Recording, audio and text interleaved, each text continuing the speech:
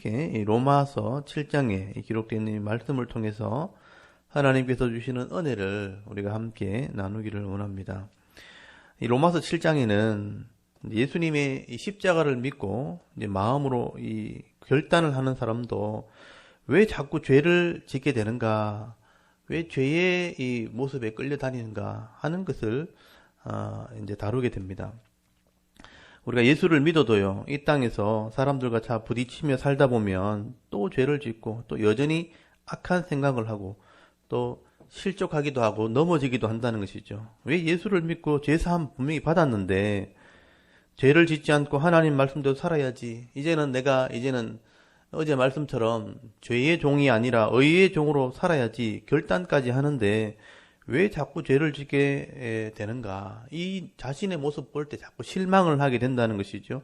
그래서 오늘 본문에 바울이 이런 고민을 하면서 깨닫게 된 것이 있습니다. 이게 우리의 원래 본성이구나. 원래 우리의 모습이구나 하는 것을 깨닫게 된 거예요. 그래서 오늘 7장에 그것을 자세히 기록해 놓은 것입니다.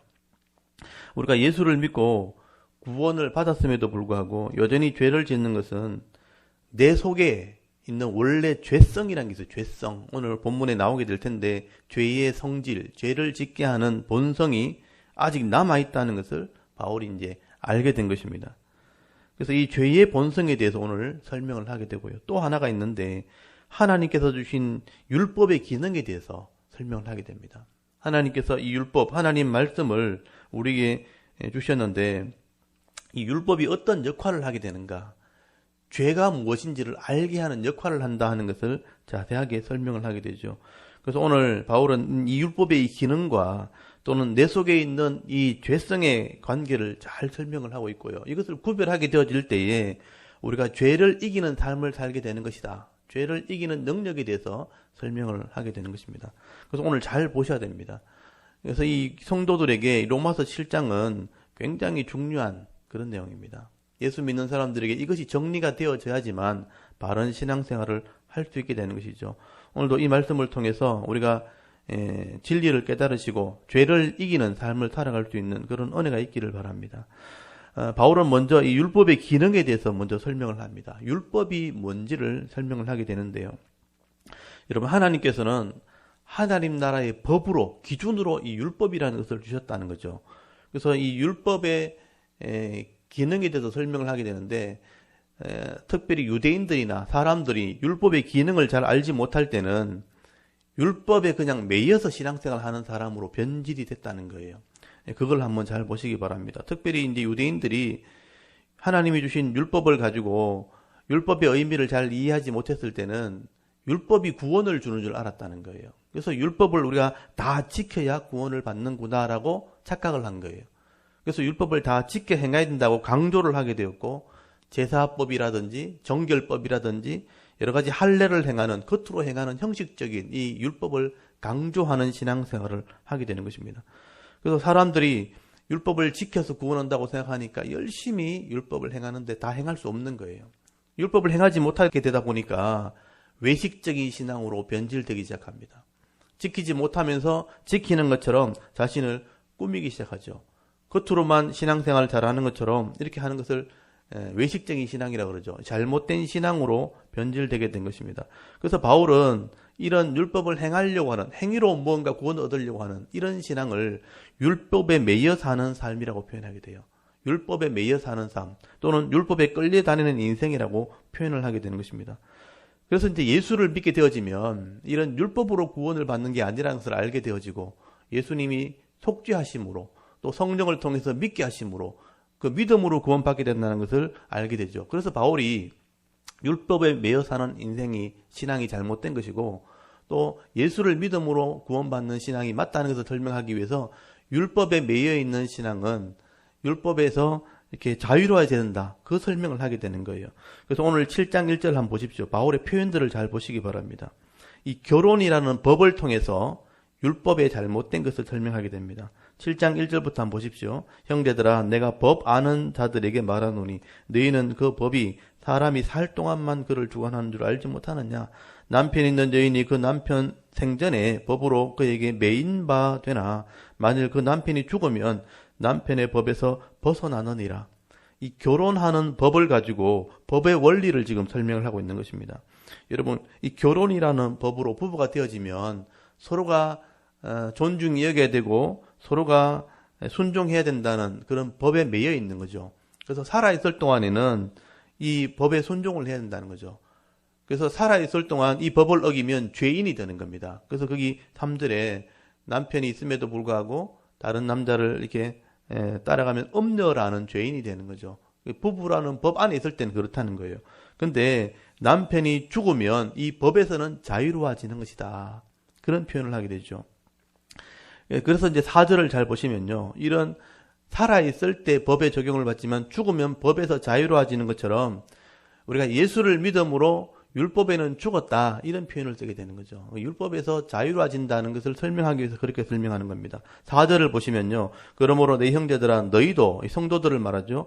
그리스도의 몸으로 말미암아 율법에 대하여 죽임을 당하였으니, 이 그리스도의 몸은 십자가를 얘기하는 거예요.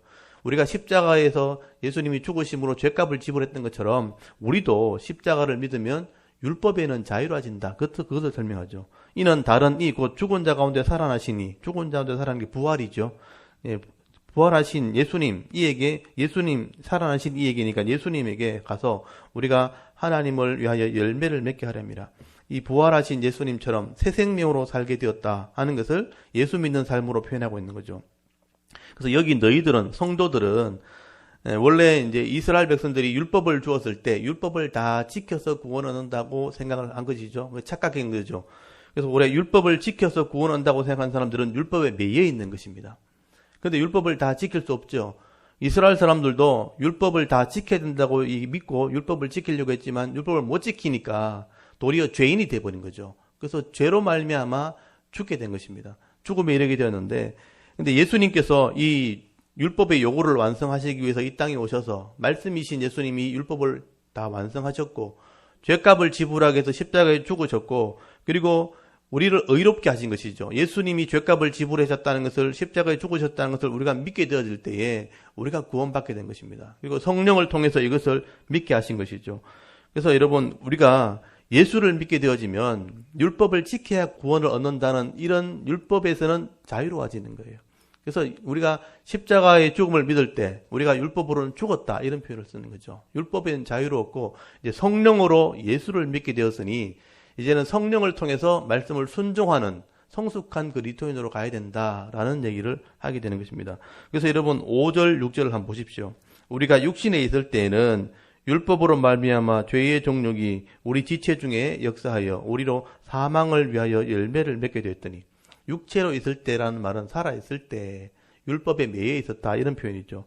그리고 이제는 하는 건 예수 믿고 난 뒤에 이제는 우리가 얼매였던 것에서 죽었으므로 율법에서 벗어났으니, 십자가를 십자가를 믿을 때 우리 육신의 정력이 죽었다고 여겨지면 율법에서는 자유로워지는 것입니다. 이러므로 우리가 영의 새로운 것, 영에는 성령을 말해요. 성령의 새로운 것으로 섬길 것이요 율법의 조문에 묵은 것으로는 아니할지니라.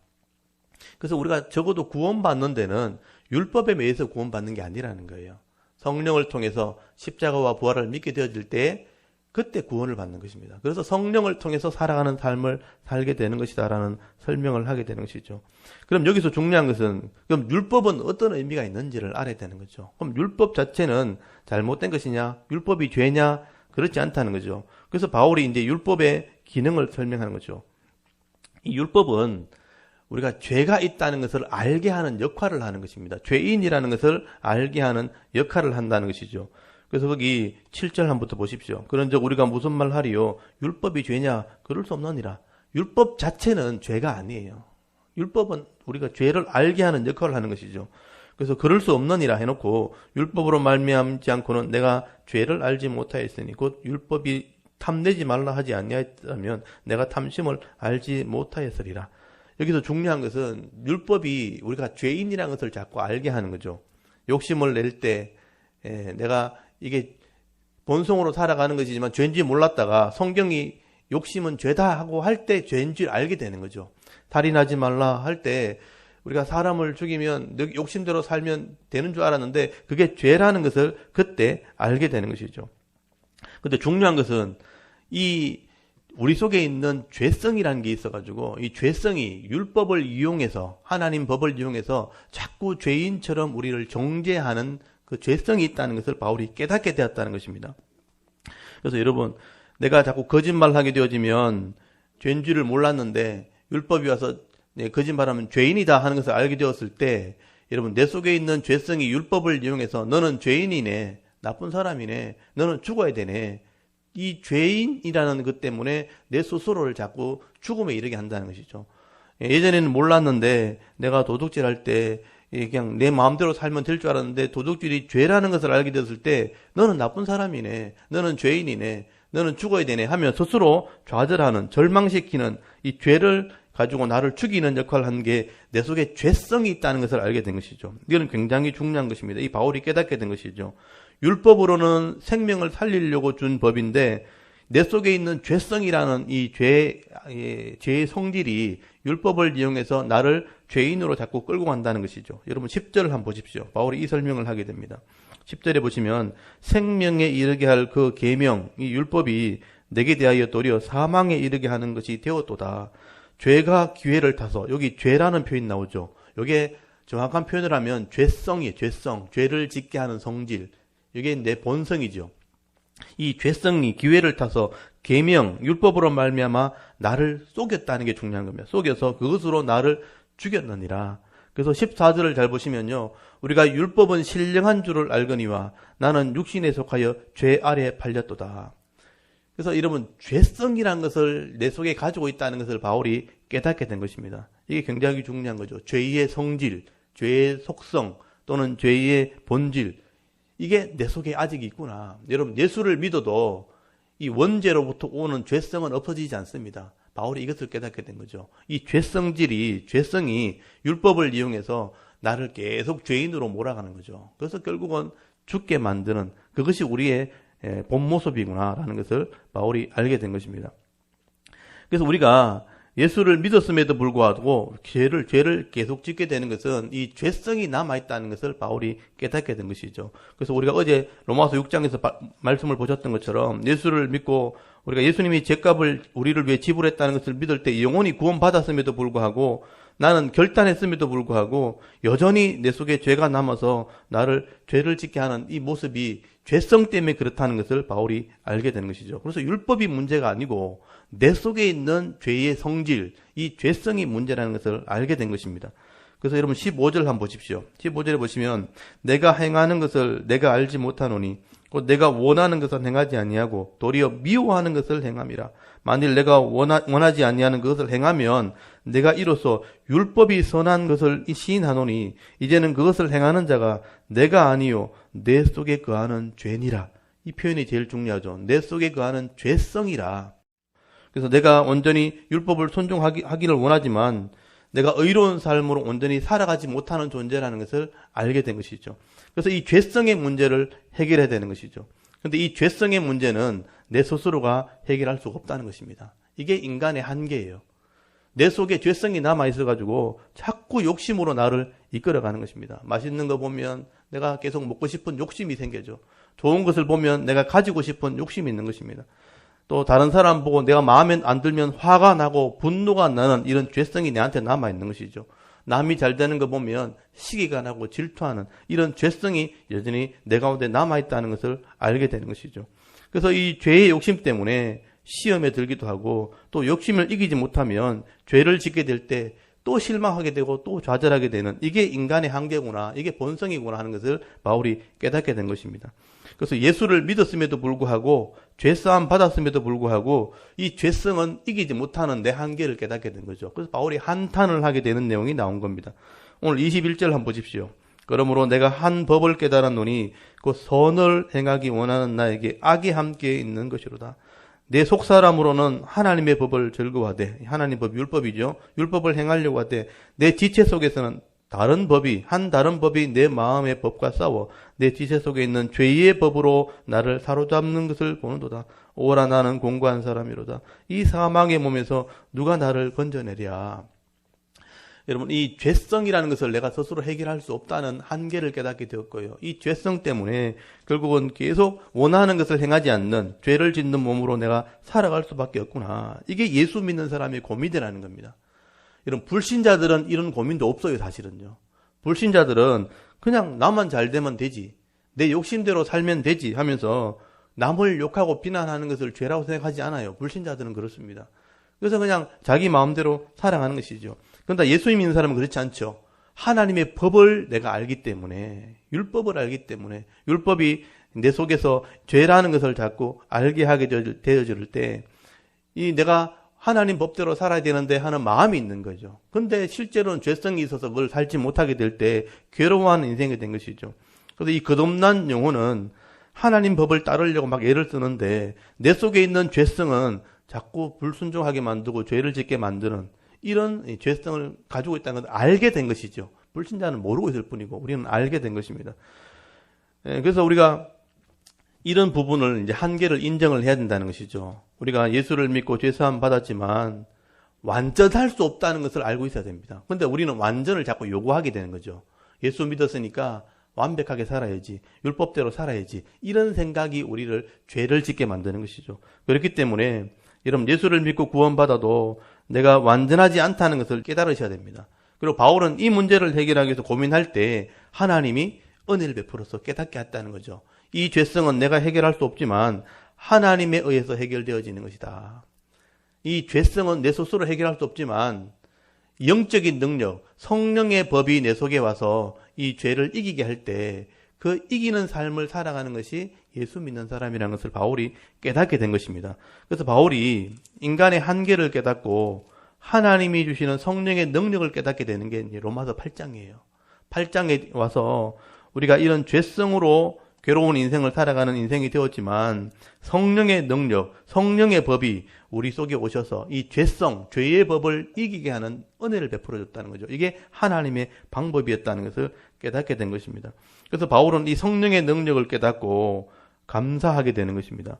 그래서 여러분 거기 25절 한번 보십시오. 25절, 우리 주 예수 그리스도로 말미암아 하나님께 감사하리로다. 그런즉 내 자신이 마음으로는 하나님 법을, 육신으로는 죄의 법을 섬기노라. 그러므로 이제 그리스도 예수 안에 있는 자에게 결코 종대함이 없나니 이는 그리스도 예수 안에 있는 생명의 성령의 법이 죄와 사망의 법에서 너를 해방하였습니다. 여기 생명의 성령의 법이라는 의미 나오죠. 성령의 법. 이게 하나님이 주시는 방법이라는 뜻입니다. 성령의 법이 죄의 법을 이기게 하셨다. 이거는 내 인간의 이성이나 한계로는 이길 수 없는 건데 성령의 법이 내 속에 들어와서 이 죄의 법을 이기게 할 때 우리는 죄를 이기는 삶을 살 수 있는 존재가 되었다는 거예요. 이게 중요한 것입니다. 이것이 진정으로 예수를 믿는 사람들에게 주어진 하나님의 은혜이고 하나님의 능력이라는 것을 바울이 깨닫게 된 것입니다. 내 육신은 이 죄의 속성을 절대 이길 수 없지만, 내 욕심을 이길 수 없지만 죄의 본성을 이길 수 없어요. 근데 성령의 법, 성령의 능력이 죄를 이기게 하고 나를 의로운 삶으로 이끌어가는 은혜가 있다, 능력이 있다는 것을 바울이 깨닫게 된 것입니다. 그러므로 우리가 이 성령의 능력을 의지하게 되어질 때에 이 땅에서도 죄를 이기고요, 의로운 삶을 살 수 있는 그런 존재가 되었다는 것을 말씀을 하게 되죠. 이게 하나님의 방법이었고 하나님의 능력이었다. 그래서 우리 하나님께서는 이 구원받는 성도라면 성령의 은혜, 성령의 도우심을 구하는 사람이 되어야 된다 하는 얘기를 하게 되는 것입니다. 이 바울은 이것을 성령의 충만이라고 표현하죠. 성령이 가득하게 되었다. 그래서 이 성령의 능력이 뭔지는 이제 8장에서 제가 설명을 하게 될 것입니다. 사실 성령은 말씀을 의미해요. 말씀. 하나님의 인격, 하나님 말씀이 내 마음에 들어와서 이해시키고 알게 하는 역할을 한다는 것입니다. 이 성령의 능력을 이해하게 되어질 때에 우리 인생, 이 죄성은 죄를 이길 수 없지만 성령의 능력이 죄를 알게 하고 이기게 하고 이것을 감당할 수 있는 능력을 베풀어 주는 것이죠. 예수님께서 이것을 미리 설명하셨는데요. 제가 새벽이라서 많은 시간을 할애할 수 없기 때문에 제가 잠깐만 좀 말씀을 드리고 기도 제목을 좀 삼았으면 좋겠습니다. 여러분 요한복음 14장을 잠깐만 한번 보십시오. 예수님께서 이미 설명하셨는데 바울이 이것을 이제 나중에 설명을 하게 됩니다. 요한복음 14장을 잠깐만 한번 보시기 바랍니다.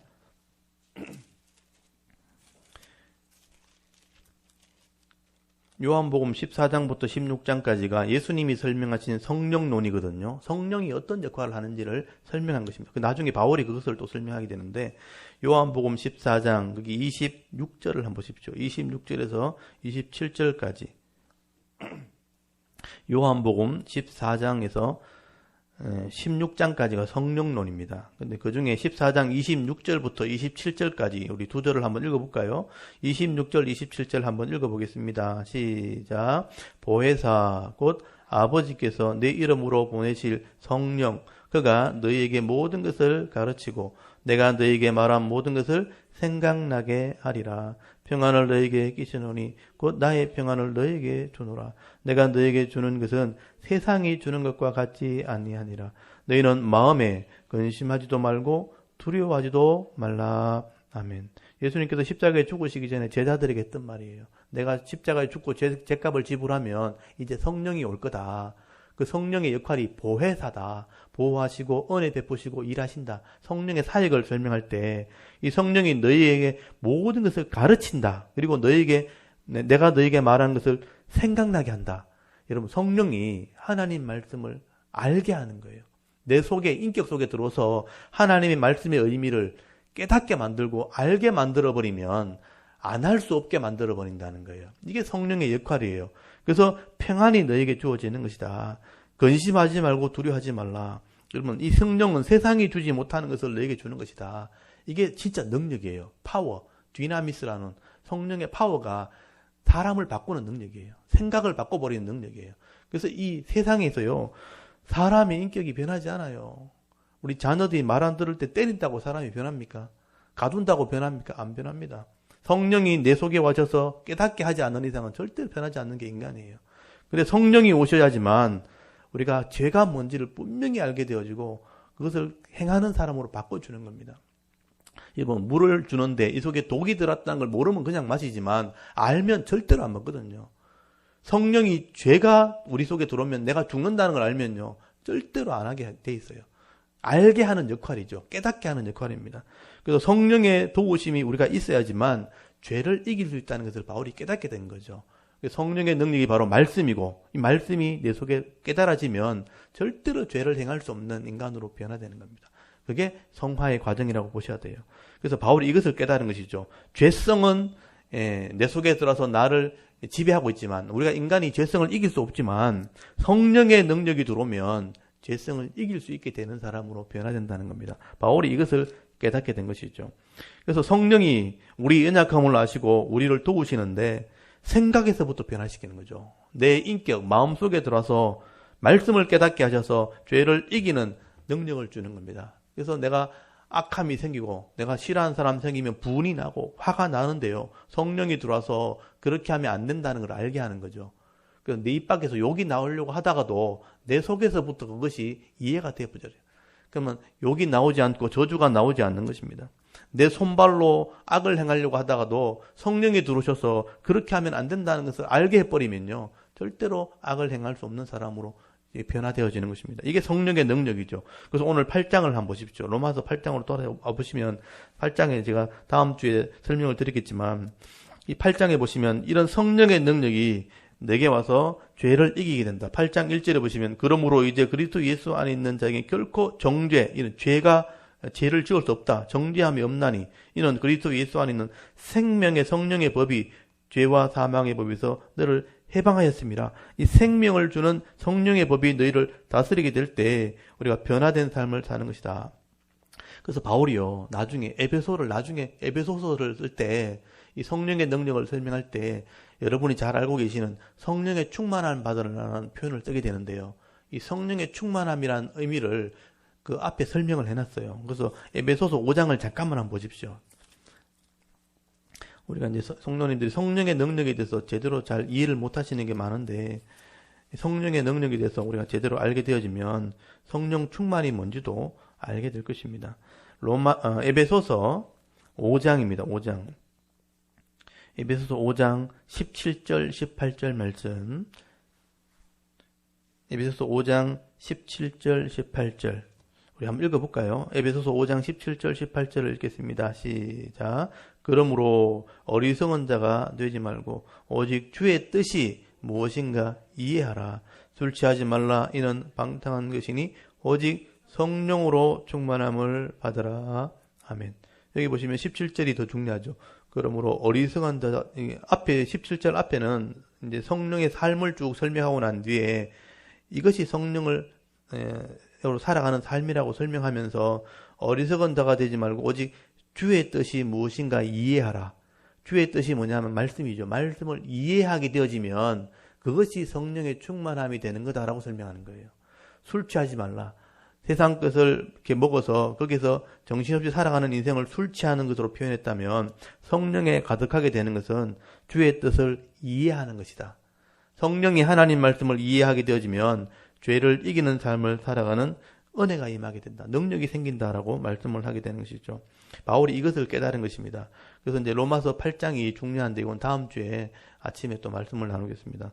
오늘 이렇게 바울이 깨달은 이 깨달음이 여러분의 깨달음, 저의 깨달음이 되기를 원합니다. 우리가 예수를 믿고 완전해지지 않습니다. 성령을 통해서 내 인격이 지배당하게 되어질 때 그때 우리가 온전한 삶을 살게 되는 것이죠. 성령을 통해서 깨닫게 되어질 때에 우리가 죄를 이기는 삶을 살게 되는 것이죠. 그래서 이제 우리가 해야 될 일이 뭐냐? 죄가 무엇인지를 말씀을 통해서 늘 깨달았다면 회개하면 되는 것이고요. 또 성령의 은혜를 구하셔서 이를 죄를 이기는 삶을 살아갈 수 있도록 은혜를 구하는 삶을 살아가야 되는 것이죠. 이게 성도의 기도의 모습입니다. 이렇게 평생을 살게 되는 거죠. 내가 완전하게 변화되는 것이 아니고 늘 부족하다는 것을 알고 회개할 때에 성령이 오셔서 그 죄를 이기는 삶을 살아갈 때 그나마 이 땅에서는 은혜의 삶을 살아가는 것, 그게 우리 성도의 모습이라는 것입니다. 그래서 오늘도 우리 기도할 때 죄가 깨달아지도록 여러분 기도하셔야 돼요. 말씀을 통해서 죄가 깨달아지도록 내가 얼마나 부족한지를 늘 고백해야 됩니다. 그리고 성령의 인도와 충만을 구하는 기도를 해야 되는 것이죠. 이런 성령의 은혜를 통해서 오늘도 죄를 이기는 삶을 살게 하옵소서. 그래서 거룩한 삶을 살게 되고 하나님 보실 때에 그래서 아름다운 삶을 살 수 있게 되어지는 것입니다. 오늘도 이런 분명한 믿음과 확신을 가지고 오늘도 성령의 은혜를 구함을 통해서 성령의 충만한 삶을 살아가게 되어질 때에 오늘 하루도 거룩한 삶을 살아가고 하나님을 기쁘시게 하는 삶을 살아갈 수 있는 저와 여러분의 오늘 하루 삶이 될 수 있기를 주의 이름으로 축원합니다. 아멘. 잠깐 기도드리겠습니다.